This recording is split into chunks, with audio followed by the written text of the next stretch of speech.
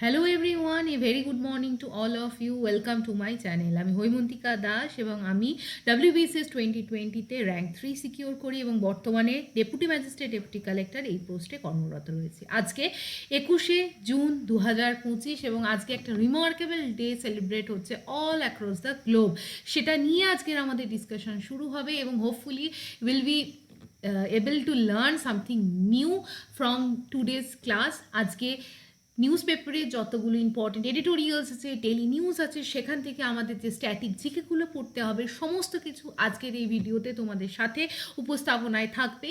Hopefully তোমরা নতুন কিছু শিখবে, নতুন কিছু জানবে এবং নিজেদেরকে সমৃদ্ধ করার সুযোগ পাবে। তাহলে দেরি না করে শুরু করা যাক আজকের ক্লাস। প্রথম আমরা যে জায়গাটা নিয়ে শুরু করব সেটা হচ্ছে today is 21st June and International Yoga Day is celebrated across the country, across the globe, and it is supported by United Nations General Assembly. Now these are the top headlines যেখানে আমরা দেখব international day of yoga celebrate হচ্ছে। PIB news very important. এছাড়া it is actually celebrated and এই yoga ডের একটা particular history আছে এবং সেই জায়গায় আমরা যদি দেখি যে যোগা কিন্তু আমাদের এন্টায়ার ওয়ার্ল্ডে যখন আমরা দেখছি আনরেস্ট আছে, যোগা কিন্তু আমাদের সেই জায়গা থেকে নিজেদেরকে বিরত করতে, নিজেদেরকে ট্রু সেলফ স্পিরিচুয়ালিটি এবং নিজেদের যে ইনার কনসাইন্স সেটাকে জাগ্রত করতে কিন্তু yoga can help us tremendously. Now with this note let's move to the front page of the Hindu news paper, যেখানে আমরা দেখব again the continuation of the escalation war-like situation in the Iran and Israel. সেই জায়গায় দাঁড়িয়ে after repetitive intervention from the side of the European counterparts, সেই জায়গায় দাঁড়িয়ে Iran কিন্তু একটা স্টেটমেন্ট দিয়েছে যে Iran is now ready to negotiate all the thing diplomatically. তাহলে ডিপ্লোমেসিকে কিন্তু অ্যাকসেপ্ট করতে ইরান রেডি আছে, বাট ইরান কিন্তু সতর্ক করেছে ইরান তখনই ডিপ্লোম্যাটিক টকে যাবে আনটিল অ্যান্ড আনলেস যখন ইসরায়েল কিন্তু তার অ্যাগ্রেসিভ পলিসিকে কিন্তু স্টপ ডাউন করবে। So this is the news এবং সেখান থেকে দাঁড়িয়ে দেখো এটাই লেখা আছে যে জেনেভাতে এই টক হয়েছে এবং ইউরোপিয়ান যারা counter parts like Britain, France, Germany এবং আদার ইউরোপিয়ান ইউনিয়নের যারা নেশন তারা কিন্তু ইরানকে বুঝিয়েছিল যে to come into the table of diplomacy, but Iran is ready. It is the clear standpoint from the side of Iran, but Iran is stating that ইসরায়েলকেও কিন্তু accountable হতে হবে ইন দিস ম্যানার এবং তারা যে টাইপের ক্রাইম কমিট করছে সেটাকে immediately stop করতে হবে। নাও আর একটা নিউজ আমরা দেখব ইন কন্টিনিউয়েশন, ইরান অ্যালাউ করছে ইন্ডিয়ান ইভ্যাকুয়েশনকে। কোন অপারেশন? কমেন্ট সেকশনে জানাও। অপারেশন কি? Sindhu, correct? Operation Sindhu is going on এবং সেখান থেকে সেফলি ইন্ডিয়ানসদের রিটার্ন করানো হচ্ছে। নাও আমরা যদি আরও একটা নিউজ দেখে নিই, দিস ইজ দ্য নিউজ যেখান থেকে আমরা দেখব যে prime minister after completing the visit, যেখানে G7-এর যে সামিট হয়েছে কানাডাতে, সেখান থেকে কিন্তু একটা ইনভাইটেশন আসছিল ট্রাম্পের তরফ থেকে to visit the United state of America further, but Prime Minister declined that invitation and came into Odisha to meet some official purposes. So this is news, but এটা খুব বেশি পড়ার দরকার নেই। আমরা যদি আরেকবার ফ্রন্ট পেজটা দেখে নিই, দেখো উড়িষ্যায় রথযাত্রার যে জগন্নাথ টেম্পলে তার যে ইনাগুরেশন ফেজ, প্রিপারেটরি ফেজ সেগুলো চলছে এবং সেখান থেকে সেই রিলেটেড একটা পিকচার। তো আমরা এটা দেখে নেব। তোমরা আমাকে কমেন্ট সেকশনে জানাবে ওয়ান কোয়েশ্চেন্স ফ্রম ইউ যে পুরীর জগন্নাথ টেম্পল এনশিয়েন্ট ইন্ডিয়ায় কোন কিংডমের আমলে তৈরি হয় এবং কোন রাজার আমলে পার্টিকুলারলি উড়িষ্যার জগন্নাথ টেম্পল তৈরি হয়। এবং ফার্স্ট কোয়েশ্চেনের পর সেকেন্ড কোয়েশ্চেনের অ্যান্সার দেবে। পুরীর আর একটা ইম্পর্টেন্ট টেম্পল আছে আমাদের, কোণারকের সান টেম্পল। কোণারকের সান টেম্পল কোন কিংয়ের সময় বা কোন কিংয়ের আন্ডারে কোণারকের সান টেম্পল তৈরি হয়? তাহলে দুটো উত্তর ওয়ান কোয়েশ্চেনের অ্যান্সার দেবে। ওয়ান ইজ আমরা যদি দেখি জগন্নাথ টেম্পল অফ ওড়িশা সেটা কোন রাজার আমলে, কোন ডাইনাস্টির আমলে এনশিয়েন্ট ইন্ডিয়ায় তৈরি হয়, অ্যান্ড সেকেন্ড কোয়েশ্চেন ইজ কোণারকের সান টেম্পল কে তৈরি করেছিল। এই পুরো জিনিসটার পর আমরা দেখব প্রত্যেক দিন আমরা রিলেটেড উইথ ইরান, ইসরায়েল বিভিন্ন ধরনের সিচুয়েশন দেখছি। আজকের ক্লাসে as a static portion and to understand hour knowledge, সেই জায়গা থেকে দাঁড়িয়ে আমরা কি কি শিখছি দিয়ে আমরা একটা দেখব ইসরায়েলের এয়ার ডিফেন্স সিস্টেম। কি কেন Israel is consider to be so much powerful in the domain of defence, এবং সেই জায়গায় দাঁড়িয়ে ইসরায়েলের কাছে কি কি এয়ার ডিফেন্স সিস্টেম আছে। এবং আমরা খুব মানে কমনলি একটা কোয়েশ্চেন বা আমরা একটা ওয়ার্ড খুব শুনছি যে এয়ার ডোম সিস্টেম আছে ইসরায়েলের কাছে। What is the defence dome system? এবং আমাদের কাছে কিন্তু ইন্ডিয়ার কাছেও কি এই ধরনের কোনো মিসাইল ডিফেন্স সিস্টেম আছে, যেটাকে কিন্তু যখন কোনো মিসাইল ফরেন কান্ট্রি থেকে অ্যাটাক হয় সেগুলোকে কাউন্টার করার জন্য?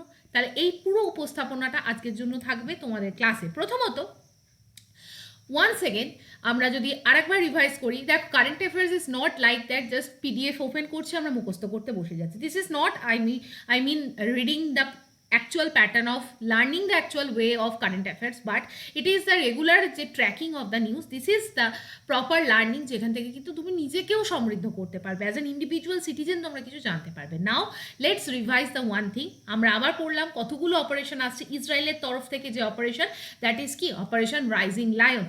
তারপর ইরানের তরফ থেকে যে operation that is operation true promise 3। এরপর আমরা আজকের ক্লাসে পড়বো ইসরায়েলের যে এয়ার ডিফেন্স সিস্টেম নিয়ে কথা হয়। What is this? First of all ইসরায়েলের পার্টিকুলার একটা এয়ার ডিফেন্স সিস্টেম আছে, যেখানে যার মেন কাজই হচ্ছে যে আকাশ মাধ্যম থেকে বা এয়ার থেকে যে কোনো ধরনের থ্রেটকে শিল্ড করা এবং ডিস্ট্রয় করা। এটা series of combination of technologies. For example, প্রথমত ধরো ইসরায়েলের ওপর কোনো একটা মিসাইল দিয়ে ড্রোন দিয়ে অ্যাটাক হচ্ছে, তার মানে ইসরায়েলের তখন এই ডোম সিস্টেম বা এয়ার ডিফেন্স সিস্টেম কিন্তু প্রথমত স্পট করে, নেক্সট ট্র্যাক করে যে এক্স্যাক্ট ট্র্যাজেক্টরি কী, কোথা থেকে ওই মানে কোথা থেকে ওই ড্রোন বা ওই ফরেন অ্যাটাকটা হচ্ছে, নেক্সট এরপর সিগন্যালিং যায় যে how to destroy this foreign attack. ঠিক, তার মানে ইনকামিং এয়ারক্রাফট, মিসাইল, ড্রোনস এগুলো এলে প্রথমত তিনটে কম্পোনেন্টে এই এয়ার ডিফেন্স সিস্টেমটা কাজ করে। ফার্স্ট স্পট হয়, সেকেন্ড এক্স্যাক্ট ট্র্যাজেক্টরি ট্র্যাক হয়, অ্যান্ড থার্ড ডিস্ট্রয় হয়। এই যে ইসরায়েলের air defence system that is consist of two type, one is the Iron Dome, very popular, another is the C Dome. এবার আমরা আয়রন ডোম দেখব। Iron Dome mainly air defence system, অর্থাৎ বাতাস থেকে বায়ু মাধ্যমে যে ডিফেন্স ফোর্স ক্রিয়েট হয় বা অ্যান্টি মিসাইল অ্যান্টি ড্রোন যে সিস্টেম ইসরায়েলের আছে দ্যাট ইজ কল্ড অ্যাজ কি আয়রন ডোম। এটা একটা short range ground to air, অর্থাৎ মাটি থেকে কিন্তু মিসাইলস নিক্ষেপ করা হয় to nullify the foreign attacks. Like Iron ডোমের কিন্তু মেনলি তিনটে কম্পোনেন্ট আছে, যেটার মাধ্যমে এটা এন্টায়ার কান্ট্রিকে সিল্ড করে রেখেছে। ফার্স্ট ইজ দ্য রেডার, সেটা কি করে স্পট করে যে কোনখান থেকে ইনকামিং থ্রেটস আসছে।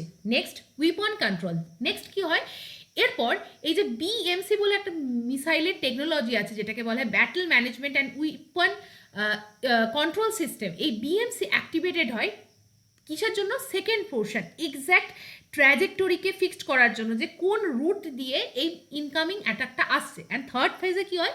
মিসাইল ফায়ার হয়, অর্থাৎ এখানে ফায়ারিং ইউনিট হয়। এখানে এয়ার ডিফেন্স সিস্টেম অ্যাক্টিভেট হয়ে যায় এবং ফাইনালি র্যাডার এবং ট্র্যাজেক্টরি ডিটেক্টেড পর এটা কিন্তু মিসাইল বেরোয় এবং সেই যে ইনকামিং থ্রেট সেটাকে নালিফাই করানো হয়। নেক্সট আমরা যদি দেখি এই যে পুরো সিস্টেমটা, এটা কিন্তু ইউজ করা হয় কাউন্টার রকেট, আর্টিলারি এগুলোকে ডিফেন্স করার জন্য, as well as aircraft, helicopter, unmanned যে এরিয়াল ভেহিকেলস, অর্থাৎ কোনো ভেহিকেলস না থেকে অনেক দূরে থেকে ম্যান কন্ট্রোল কোনো ভেহিকেল ছাড়া যে সমস্ত মিসাইলকে নিক্ষেপ করা হয় ইসরায়েলের এই আয়রন ডোম সিস্টেম সেগুলোর এগেনস্টে কাজ করে। ডে নাইট থ্রু আউট এটা কাজ করতে পারে, অল ওয়েদার কানেক্টিভিটিতে কাজ করতে পারে এবং success rate is around 90%। Next এই যে ইসরায়েলের যে আয়রন ডোম এটা কি করছে আমরা দেখছি, এটা কি কিন্তু এয়ার মারফত যে ডিফেন্স সিস্টেমগুলো আসছে, যে মিসাইল আসছে, যে ড্রোন আসছে সেগুলোকে কি করছে? নষ্ট করছে। এটারই একটা কাউন্টার পার্ট হচ্ছে নেভাল ভার্সন। তাহলে ইসরায়েলের এয়ার ডিফেন্স ফোর্সের যে সিমিলার নেভাল ভার্সন, নেভির ভার্সন, সেটা কি বলা হয়? সি ডোম, এবং সেটাও কিন্তু রকেট মিসাইল অ্যাটাক থেকে যে জলপথ সেই জায়গাটাকেও কিন্তু ইসরায়েলকে প্রোটেক্ট করছে। নাও এই ভার্সনটা প্রথম 2014-তে ইসরায়েলে আনভেল করা হয় এবং সেই জায়গা থেকে till now successfully with 90% accuracy it is working and it is actually the main source যেখান থেকে ইসরায়েল দাঁড়িয়ে ইসরায়েল নিজেকে বিলিভ করতে পারে it is one of the strongest country, powerful country in the globe who can destroy anything. এবার আমরা just দেখে নেব this is the Israel's iron dome defence system. দেখো প্রথমত আমরা ইসরায়েলকে যদি কান্ট্রি হিসাবে দেখি, Israel is a middle east country which is surrounded by Arabian nation, Egypt, apart from Asian country হিসাবে জর্ডান, সিরিয়া, আমরা এই ধরনের কান্ট্রিগুলোকে কিন্তু এর পাশাপাশি দেখতে পাবো। এছাড়া ইসরায়েলের মধ্যে কি কি ইম্পর্টেন্ট জায়গা আছে, Gaza strip, West Bank, Tel Aviv is the important city of the Israel. Now দেখো এই যে তিনটে পোর্শনে ইসরায়েলের আয়রন ডোম সিস্টেম অপারেট করে। First is the radar. This is a radar যেটা কিন্তু ডিটেক্ট করে যে ফরেন কোনো মিসাইল বা ড্রোন অ্যাটাক হচ্ছে কিনা। ইনকামিং রকেট যেগুলো শর্ট রেঞ্জ রকেট এবং আপ টু 70 কিলোমিটার বেগে যে রকেটগুলো আসছে সেগুলোকে প্রথমত র্যাডার দ্বারা ডিটেক্ট করা হয়, ট্র্যাজেক্টরিকে মনিটর করা হয়। নেক্সট কি হয়, মোবাইল কন্ট্রোল ইউনিট অ্যাক্টিভেটেড হয় এবং অ্যানালাইজ করে এক্স্যাক্ট ট্র্যাজেক্টরি, এস্টিমেট করে যে কি ইম্প্যাক্ট হতে পারবে এবং সেইখান থেকে সিগন্যাল দেওয়া হয় যে কোন ধরনের অ্যান্টি মিসাইল সিস্টেম এবার বার করা হবে যাতে কিন্তু এই যে ইনকামিং থ্রেটকে কিন্তু কমপ্লিটলি নালিফাই করে দেওয়া হয়। নেক্সট থার্ড ফেজে অ্যাক্টিভেট হয়ে যায় লঞ্চার, যেটা কিন্তু কি হয় 20 মিসাইলকে একসাথে বার করতে পারে এবং সেই জায়গা থেকে কিন্তু র্যাডার এবং এই যে মোবাইল কন্ট্রোল ইউনিটের থেকে যে ইনপুট আসে সেই হিসাবে অ্যাকর্ডিং টু দ্যাট ইনপুট এই র্যাডার থেকে কিন্তু এই লঞ্চার থেকে কিন্তু মিসাইল ইজেক্টেড হয় এবং সেই মিসাইল কিন্তু এই যে ইনকামিং রকেটগুলোকে ডিস্ট্রয় করে দেয়। So mobile system to intercept rocket with a range of 4 থেকে 70 কিলোমিটার, এতটা ডিস্টেন্স পর্যন্ত এই ইসরায়েলের আয়রন ডোম সিস্টেম কাজ করে। নাও এটার পর আমরা জাস্ট একবার দেখে নেব আমাদের ইন্ডিয়াতেও কি এই ধরনের কোনো ডিফেন্স সিস্টেম আছে কি না।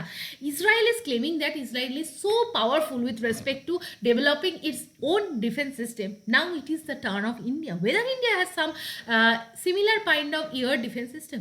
Yes, India has the indigenous defense drone system like Indrojal, very very important. Indiaর কিন্তু ইন্ডিভিজুয়াল ইন্দ্রজাল এয়ার বা ড্রোন ডিফেন্স সিস্টেম আছে এবং particularly it is designed and developed by Hyderabad based one research and development firm. নাম কি তার? গ্রিনি রোবোটিক্স। এটা হচ্ছে তারা কিন্তু ইন্ডিয়ার ইন্দ্রজাল এই যে ডোম সিস্টেম সেটাকে কিন্তু ডেভেলপ করেছে এবং সেটার কিন্তু অটোনোমাস একটা প্রোটেকশন ক্যাপাসিটি আছে। এটাকে 1000 থেকে 2000 স্কোয়ার কিলোমিটার এরিয়াকে ইন্ডিয়াকে প্রোটেক্ট করতে পারে from any kind of aerial threat by assessing and acting on the aerial threat such as unarm বা আনম্যান্ড এরিয়াল ভেহিকলস। অর্থাৎ ইউএএভি দেওয়া, সেখানে কোনো ম্যান নেই, সেই রকম জায়গা থেকে যদি কোনো এরিয়াল বা এয়ার মাধ্যমে কোনো থ্রেট আসে 1000 থেকে 2000 স্কোয়ার কিলোমিটার পর্যন্ত এরিয়ার মধ্যে এই সিস্টেমটাকে অ্যাক্টিভ করা যায় এবং সেটা কিন্তু র্যাডার ব্রেস্ট একটা টেকনোলজি দিয়ে এন্টায়ার সেই যে ইনকামিং থ্রেটকে নালিফাই করতে পারে। Another important thing India has, সেটা হচ্ছে রাশিয়ার কন্ট্রিবিউশন ইন্ডিয়া পেয়েছে সেটি। This is the S-400 missile system. It is A mobile surface two air, অর্থাৎ সারফেস থেকে এয়ারে এই মিসাইল নিক্ষেপ হয়, সেই ধরনের একটা ডিজাইন সিস্টেম যেটা রাশিয়া দ্বারা ডেভেলপ করা হয় এবং ইন্ডিয়াকে ট্রান্সফার করা হয়। ইট is the most dangerous operationally deployed modern long range missile system যেটা রাশিয়া তৈরি করে এবং রাশিয়া কিন্তু because of the India Russia good friendship, Russia কিন্তু সেই টেকনোলজি এবং মিসাইল S-400 মিসাইল ইন্ডিয়াকে ট্রান্সফার করে।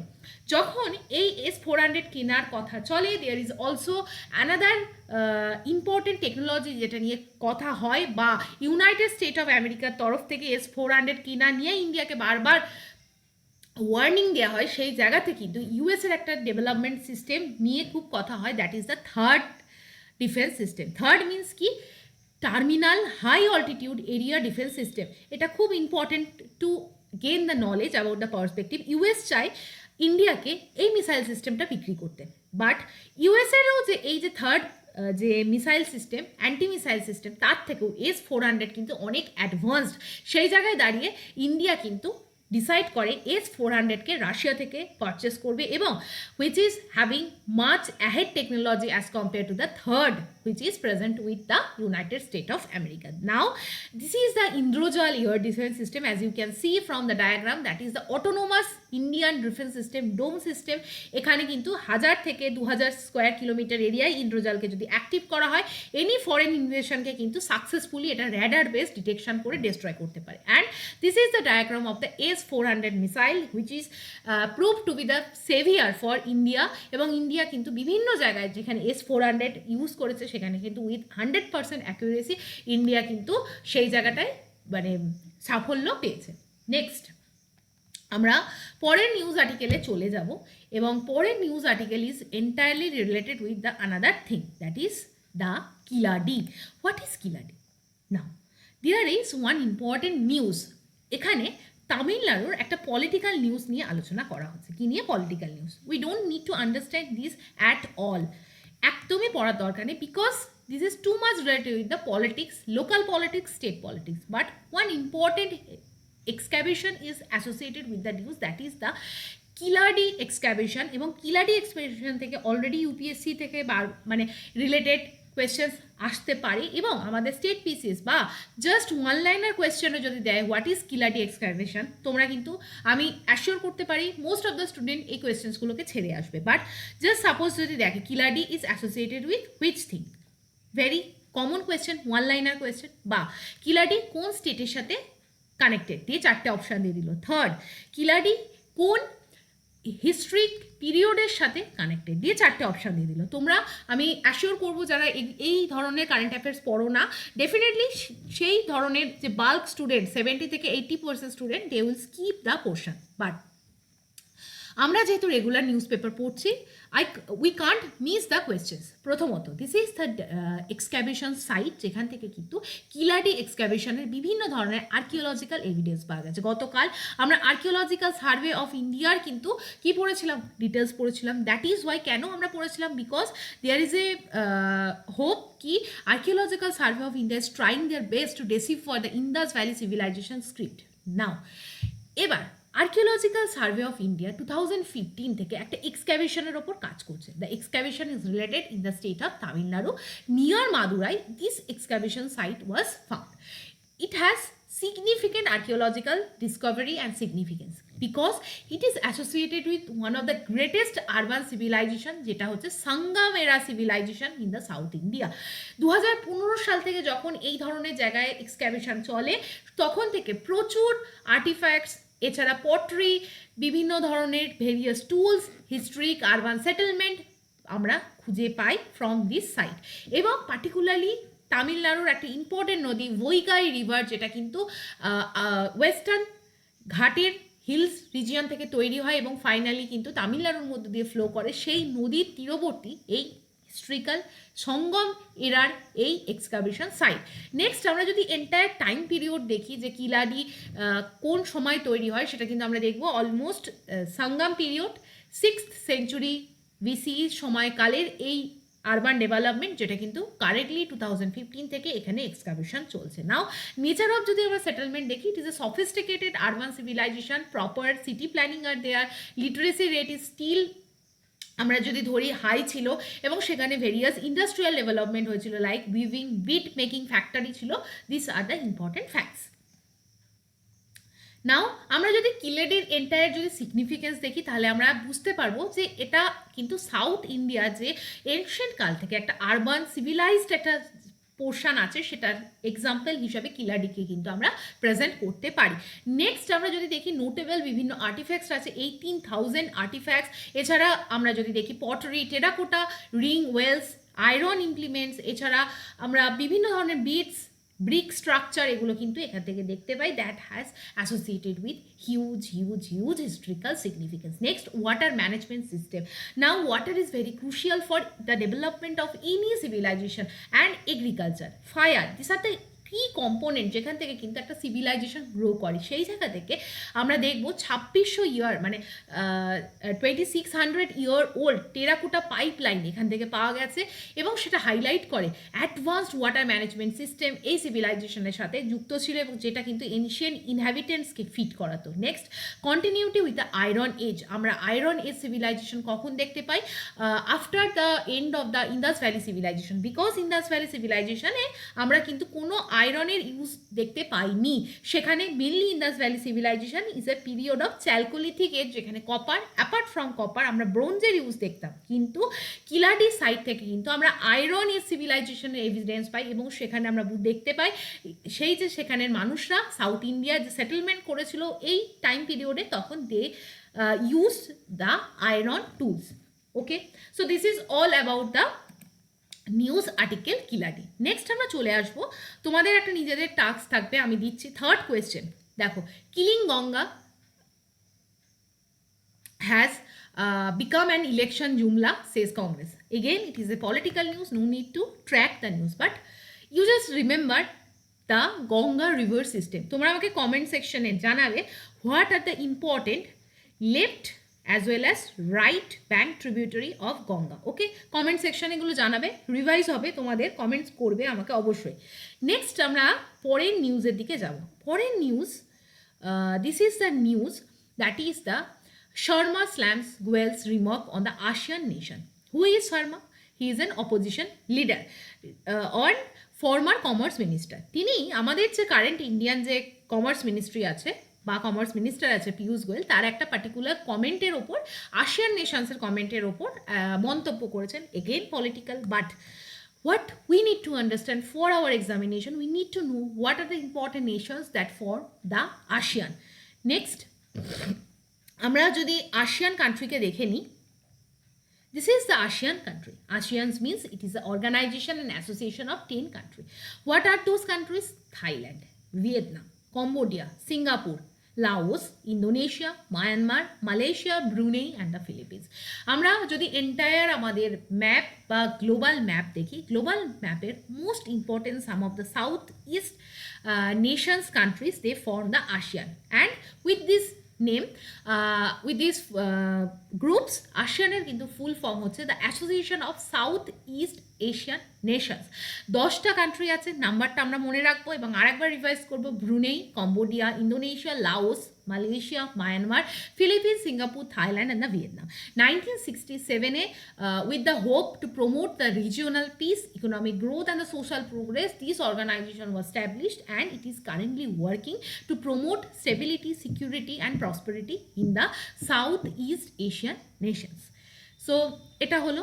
এর পরের নিউজ আমরা দেখব। এর পরের নিউজ হচ্ছে, দেখো এটা আমরা জাস্ট একবার দেখে নেব। এয়ার ইন্ডিয়া ক্র্যাশ হয়েছে এবং সেই জায়গা থেকে দাঁড়িয়ে ডিএনএ প্রোফাইলিং করানো হচ্ছে। আমরা আরেক দিনের ক্লাসে দেখব what is DNA profiling, it is very important. Next, এবং ডিএনএ প্রোফাইল করার পর বডিকে তাদের ফ্যামিলির কাছে হ্যান্ড ওভার করা হচ্ছে। This is a very pathetic news. Next, will last study one important mission related with the space science development, and here it is also associated with the Indian science and technology portion. How? This is there is a mission going on এবং continuously কিছুদিন ধরে discussion হচ্ছিল, সেটা হচ্ছে Axiom 4 mission. এটা actually particularly NASA based বলা যেতে পারে, নাসা ব্যাকড একটা সায়েন্স প্রোগ্রাম, যেখানে কিন্তু আমাদের একজন ইন্ডিয়ানসরা পার্টিসিপেট করছে, যার নাম হচ্ছে Shubhanshu Shukla. He is the Shubhanshu Shukla. But এই এন্টায়ার যে কনটেক্সটটা সেটা বোঝার জন্য we need to understand what is the background news. ঠিক, আমরা প্রথমত দেখব আমরা কি টপিক নিয়ে আলোচনা করছি। নেক্সট টপিক হচ্ছে Axiom 4 মিশন। এই Axiom 4 মিশনে অ্যাকচুয়ালি কিছু ইন্ডিয়ান সায়েন্টিস্টদেরও কোলাবোরেশন আছে, অ্যাস্ট্রোনটসদেরও কোলাবোরেশন আছে, এবং এর ভূমিকা কি, এর উদ্দেশ্য কি, সেটা আমাদের দেখব। Next, what is the actual mission? It is A mission যেখানে এটা একটা প্রাইভেট স্পেস ফ্লাইট মিশন। কোথায়? আমাদের যে ইন্টারন্যাশনাল স্পেস স্টেশন আছে, ওকে, ইন্টারন্যাশনাল স্পেস স্টেশন, সেখানে প্রাইভেট একটা স্পেস ফ্লাইট কিন্তু সেখানে পাঠানো হবে, এবং এই স্পেস ফ্লাইটটা মেনলি পাঠাচ্ছে কে? এই যে space infrastructure development company, it is US based. তো অ্যাক্সিওম ইউএস বেসড একটা কোম্পানি, তারা কিন্তু একটা private space flight mission launch করছে। কি হবে সেখানে কিন্তু ইন্ডিভিজুয়াল মানুষকে ইন্টারন্যাশনাল স্পেস স্টেশনে পাঠানো হবে এবং সেখান থেকে যে এন্টায়ার যে সায়েন্টিফিক ডেভেলপমেন্ট হবে সেই জায়গাটাকে মনিটর করা হবে। এটা স্পেস এক্সের ক্রিউ ড্রাগন বলে একটা স্পেস ক্র্যাফট আছে যেটা রিউজেবল, সেই স্পেস ক্র্যাফটটাকে ইউজ করা হবে যেখানে কিন্তু অ্যাস্ট্রোনটসদের ইন্টারন্যাশনাল স্পেস স্টেশনে নিয়ে যাওয়া হবে, কিছু কিছু সময়ের জন্য তাদের সেখানে রাখা হবে এবং সেখান থেকে তাদেরকে আবার ব্যাক করানো হবে। নাও আমরা যদি দেখি অলরেডি অ্যাক্সিওমের 1, 2, 3 ভার্সন কমপ্লিটেড। সেখানে দাঁড়িয়ে এটা হচ্ছে 4th ফ্লাইট যাবে, যেটা নাসার সাথে কোলাবোরেট করে অ্যাক্সিওম কোম্পানি এই এন্টায়ার মিশনটাকে কন্ডাক্ট করছে। নাসার ফুল ফর্ম কি? National Aeronautics and space administration. আমাদের ইন্ডিয়ার কি অর্গানাইজেশন আছে? ইসরো। ঠিক, এরপর ইসরোর কি রোল আছে এই পুরো সিস্টেমটাতে? অ্যাকচুয়ালি ইসরো দুজন ইন্ডিয়ানকে বা দুজন ইন্ডিয়ান অ্যাস্ট্রোনটকে এই যে মিশনটা 4th version of axiom space mission, যেখানে ইন্টারন্যাশনাল স্পেস স্টেশনে আমাদের দুজন ইন্ডিয়ান অ্যাস্ট্রোনটও কিন্তু যাবে এবং তারা তাদের initial phase of training already নিয়েছে এবং কারেন্টলি যে নিউজটা আসছে সেখানে কিন্তু বলা হচ্ছে it is suppose two B launched in the year of 2025 and because of various technical glitches and delay safety এবং সিকিউরিটিকে প্রপারলি এনশিওর করার জন্য কিন্তু ইসরো ইন্টারন্যাশনাল স্পেস স্টেশনে যাওয়ার এই মিশনটাকে বারবার পুট অফ করা হচ্ছে। Put off, this is a phrasal verb, আমি একবার দেখাই। This is the phrasal verb.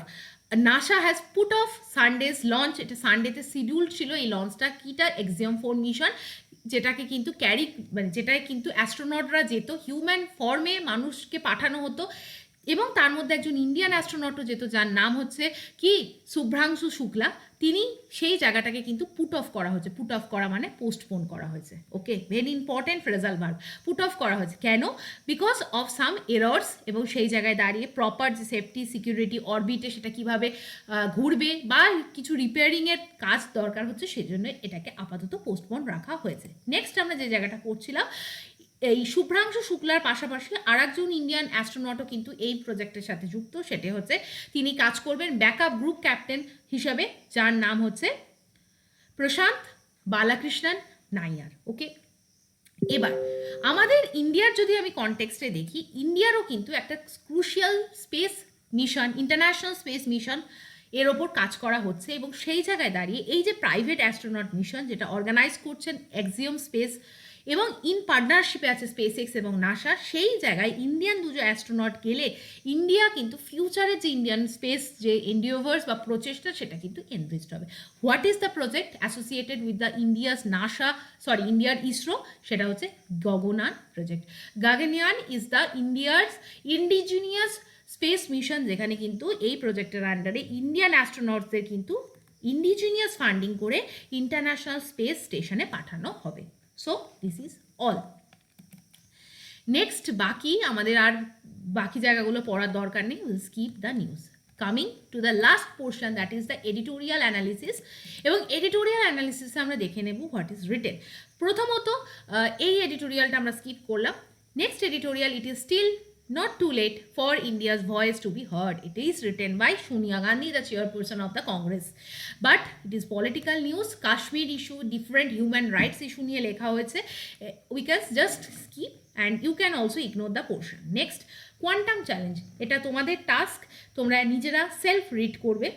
কোথা থেকে পড়বে? টেলিগ্রাম থেকে পিডিএফ ডাউনলোড করবে এবং নিজেদের মতো করে পড়বে। নেক্সট আমরা এই এডিটোরিয়ালটা নিয়ে ডিসকাস করবো। Before that there is also one news regarding the turmoil situation, some mistrust in the state of Assam. তোমরা এটাকে অ্যাজ এ গ্রাউন্ড স্টোরি হিসাবে in a form of story telling with the use of anecdotes এটাকে লেখা হয়েছে। To improve your reading comprehension, understanding in English, you can just read the article, but we'll read the one editorial from today's class, and the editorial is India-UK Partnership for the Cultural Development in our country.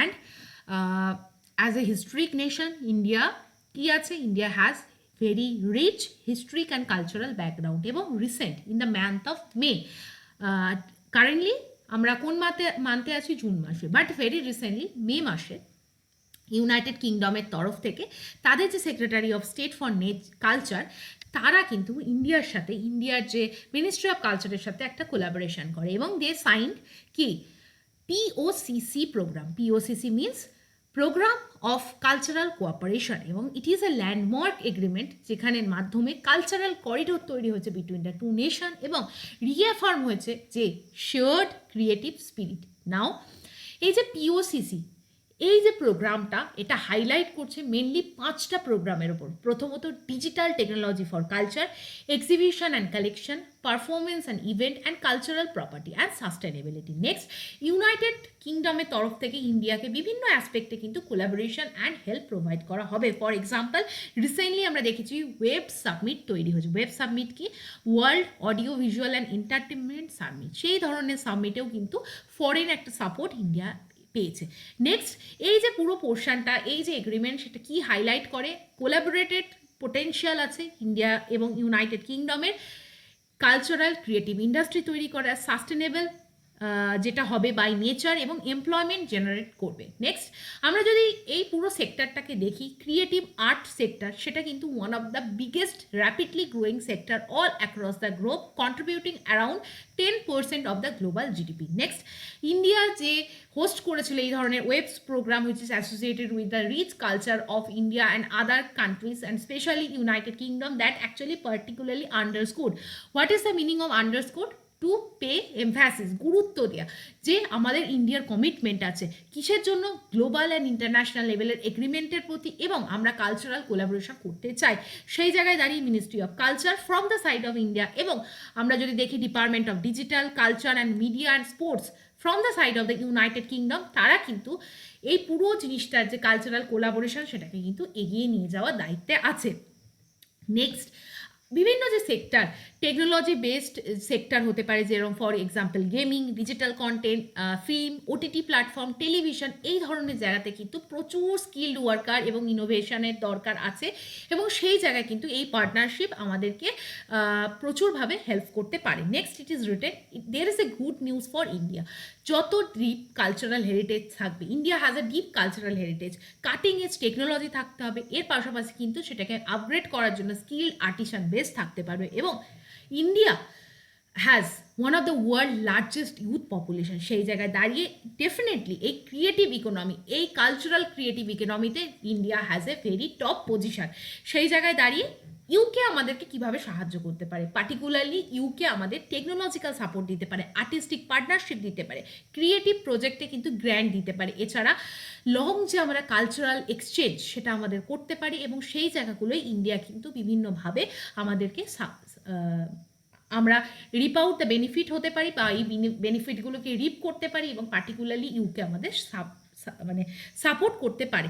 Next, আমরা যদি দেখি, already বললাম creative economy evolve করছে rapidly, সেই জায়গায় দাঁড়িয়ে সেটাকে sustain করার জন্য আমাদের ইনভেস্টমেন্ট দরকার। কোথায়? বিভিন্ন multi dimensional sector, for example education, vocational training, এছাড়া কি অ্যাপ্রেন্টাইসশিপ, এই সমস্ত জায়গায় কিন্তু আমাদের ইন্টারন্যাশনাল কোলাবোরেশন লাগবে। Next, very important to modernize the entire system, we need the developmental technology, emerging technology like artificial intelligence, এছাড়া augmented reality and virtual reality, AR VR system, এগুলো কিন্তু আমাদের টেকনোলজিক্যাল অ্যাডভান্সমেন্টে ইন্ডিয়ার দরকার, এবং সেই জায়গায় cultural exchange, cross border partnership, এগুলো কিন্তু প্রফেশনাল দিক থেকে ডিজিটাল শিফটের জন্য ইন্ডিয়াকে সাহায্য করতে পারে, এবং ইন্ডিয়া কিন্তু এগুলোই এক্সচেঞ্জ করবে উইথ দ্য ইউনাইটেড কিংডম। সেই জায়গায় দাঁড়িয়ে ইন্ডিয়ার কাছে যেহেতু বোল্ড ভিশন আছে, India has youth potential, India has কি cultural wealth, all this are the positive points ইন্ডিয়াকে কিন্তু একটা সাস্টেন্ড কোঅপারেশন করার দিকে এগিয়ে নিয়ে যেতে পারে, অ্যান্ড ইন্ডিয়ার যে রিয়েলিটি, যে ভিশন আছে, সেটাকে রিয়েল ভিশনে কনভার্ট করার জন্য ইন্ডিয়া কিন্তু এই জিনিসগুলোকে ইউজ করতে পারে। And this is written in the last paragraph of the editorial that কি আমরা ইউনাইটেড নেশনসের যে অর্গানাইজেশন ইউনেস্কোর সাথে যখন পার্টনারশিপ করি, ইউনেস্কোর মাধ্যমে আমাদের কান্ট্রির বিভিন্ন যে সমস্ত হেরিটেজ সাইট আছে, ইনট্যাঞ্জেবল হেরিটেজ সাইট আছে, সেগুলো সেফগার্ডেড হয়। এছাড়া আমাদের যে এটার সাথে অ্যাসোসিয়েটেড আছে প্রায় 580 আর্টিসান্স টেক্সটাইল কনজারভেশন প্রজেক্ট, এগুলোও কিন্তু ফান্ডিংয়ের দ্বারা কিন্তু সাপোর্টেড হয়, and it has transformed into an social mission. Next, What truly binds the United Kingdom and India together are their people and their stories. আমরা জানি ইউনাইটেড কিংডম ব্রিটিশ ইন্ডিয়াতে আসে এবং বিভিন্ন সময় আমাদের যে কালচারাল হিস্টোরিক্যাল টাই আছে সেটা কিন্তু ইউনাইটেড কিংডমের সাথে ভেরি ভেরি ডিপলি রুটেড। সেই জায়গায় দাঁড়িয়ে আমাদের পৃথিবী ইন এ ওয়ার্ল্ড যখন আমরা জানি যে ইট ইজ অ্যাকচুয়ালি মানে গ্র্যাপলিং মানে সাফার করছে with the conflict and uncertainty, culture and creativity, this are the things that remain among the most time tested healers of relationship between the people and the nation. সেই জায়গায় দাঁড়িয়ে we have every reason to celebrate and invest in the creative spark that unites us. So this is wonderful একটা article written by the author in the editorial sections of the Hindu.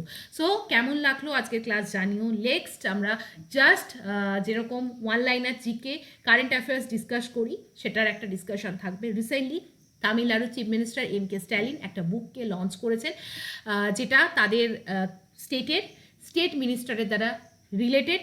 নাম কি? ভারালারু কুরাম তামিল নাট্টু কাসুগাল।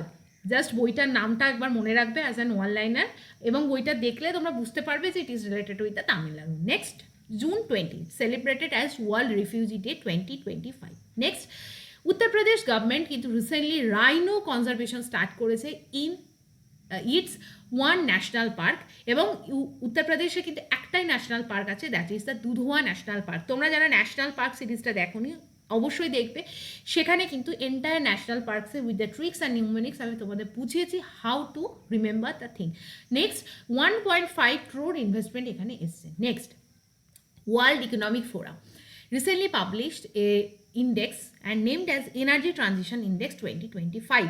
সেই জায়গায় দাঁড়িয়ে India কিন্তু 71st পজিশনে দাঁড়িয়ে আছে, and in this report Sweden কিন্তু টপ পারফর্মিং স্টেট।